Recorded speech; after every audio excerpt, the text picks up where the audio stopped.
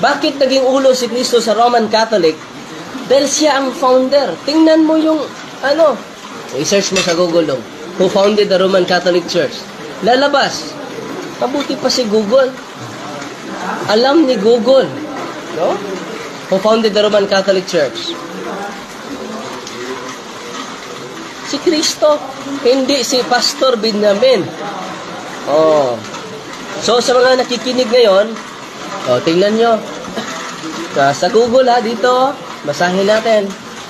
Who founded the Roman Catholic Church? Jesus Christ founded the Roman Catholic Church during His earthly ministry around 30 AD.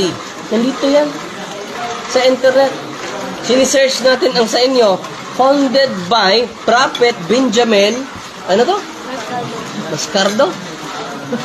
Tingnan ninyo. Manandatili pa kayo dyan. Kung yung cornerstone na yan, founded by Jesus Christ, itong team ko sa Deliverance Ministry, walang nanatili sa simbahan. Magpamembro kami sa cornerstone dahil yan ay tatag ni Kristo. Pero sa pag-search namin, pati si Google, nagsasalita, si Pastor Benjamin lang pala.